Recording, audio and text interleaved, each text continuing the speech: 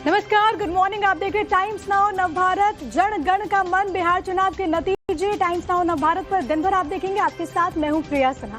नमस्कार, स्वागत आपका। मैं आपके साथ अनुराग सिंह और सुशांत सिन्हा आपके साथ होंगे और आपको आज के दिन रिजल्ट बताएंगे। सबसे पहले टाइम्स नाउ नवभारत पर आपके रिजल्ट देखेंगे, लेकिन सबसे पहले आपको बिहार के कुछ सियासी समीकरण समझाते हैं, जिसमें बताते हैं कि कौन कौन से मंत्री हैं इस बार के चुनाव में जिनकी किस्मत दांव पर है। नीतीश सरकार के कौन कौन से मंत्री मैदान में है, किन किन मंत्रियों की राह आसान होगी और कौन कौन से मंत्रियों को चुनौती मिल सकती है, आपको बताते हैं इस रिपोर्ट के साथ।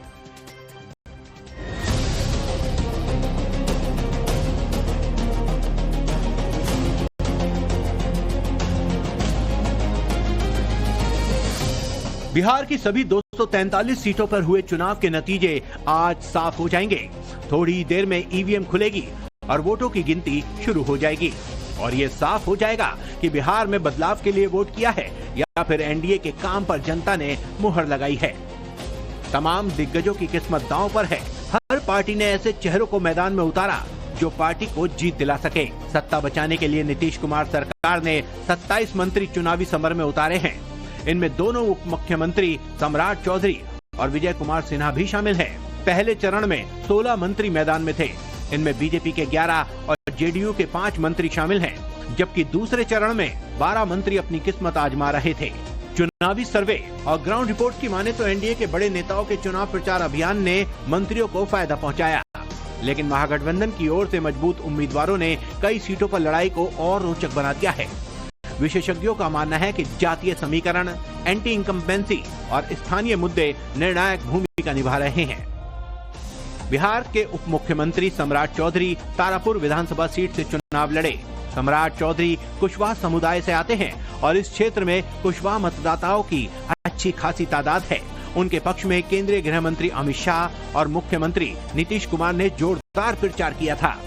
नीतीश कुमार ने मंच पर सम्राट चौधरी को विजयी भव का आशीर्वाद भी दिया था। सम्राट चौधरी का मुख्य मुकाबला आरजेडी के अरुण साह से है। अरुण साह पहले भी इस सीट से चुनाव लड़ चुके हैं। वहीं प्रशांत किशोर की जन स्वराज पार्टी ने संतोष कुमार सिंह को टिकट दिया था। बिहार के दूसरे उप मुख्यमंत्री विजय कुमार सिन्हा लखीसराय विधानसभा सीट से बीजेपी के उम्मीदवार हैं। वो यहाँ से 4 बार जीत चुके हैं और 5वीं बार जोर आजमाइश कर रहे हैं। विजय सिन्हा भूमिहार समुदाय से हैं। उनके खिलाफ महागठबंधन ने कांग्रेस के अमरेश कुमार अनीश को उतारा है। वो भी भूमिहार हैं और स्थानीय बढ़ैया क्षेत्र से आते हैं। दोनों के बीच कांटे की टक्कर है। जेडीयू के वरिष्ठ नेता और नीतीश कुमार के करीबी विजय कुमार चौधरी सराय रंजन विधानसभा सीट से 7वीं बार मैदान में हैं। वो 6 बार जीत चुके हैं, 3 बार दल सिंह सराय और 3 बार सराय रंजन से। 1982 में उन्होंने कांग्रेस के टिकट पर पहली जीत हासिल की थी। फिलहाल वो जल संसाधन और संसदीय कार्य मंत्री हैं। उनके खिलाफ आरजेडी ने अरविंद कुमार साहनी को उतारा। ग्रामीण विकास मंत्री श्रवण कुमार नालंदा सीट से जेडीयू उम्मीदवार हैं। वो नीतीश के गृह जिले से आते हैं और 1995 से लगातार 7 बार जीत चुके हैं। कांग्रेस के कौशलेंद्र कुमार उन्हें कड़ी टक्कर दे रहे हैं। बीजेपी के स्वास्थ्य मंत्री मंगल पांडे पहली बार सीवान सीट से लड़ रहे हैं। वो बिहार बीजेपी के अध्यक्ष रह चुके हैं, लेकिन अब तक कोई चुनाव नहीं जीते। उनके खिलाफ आरजेडी के पूर्व स्पीकर अवध बिहारी चौधरी मैदान में हैं। दोनों नेता स्थानीय ही हैं। पथ निर्माण मंत्री नितिन नवीन बांकीपुर से बीजेपी उम्मीदवार हैं। वो 4 बार चुनाव जीत चुके हैं और 5वीं बार रेस में हैं। उनके खिलाफ आरजेडी की रेखा गुप्ता हैं। कल्याणपुर में आरक्षित जीत पर कांटे की टक्कर है। जेडीयू ने सूचना एवं जनसंपर्क मंत्री महेश्वर हजारी को समस्तीपुर जिले की कल्याणपुर विधानसभा सीट पर फिर से उम्मीदवार बनाया है। हजारी यहाँ का पुराना चेहरा है। उन्होंने 2005, 2010, 2015 और 2020 में लगातार 4 बार जीत हासिल की। महागठबंधन ने इस बार कल्याणपुर सीट से भारतीय कम्युनिस्ट पार्टी के रंजीत कुमार राम को मैदान में उतारा है। जेडीयू के तीसरे बड़े नेता के रूप में विजेंद्र यादव की पहचान है। बिहार में ऊर्जा क्रांति लाने का श्रेय विजेंद्र यादव को ही जाता है। 80 साल के विजेंद्र यादव सुपौल विधानसभा सीट का पिछली 8 बार से लगातार प्रतिनिधित्व करते आ रहे हैं। इस बार वो रिकॉर्ड बनाने की तैयारी में है। विजेंद्र यादव लंबे समय से बिहार सरकार में ऊर्जा मंत्री के तौर पर काम कर रहे हैं।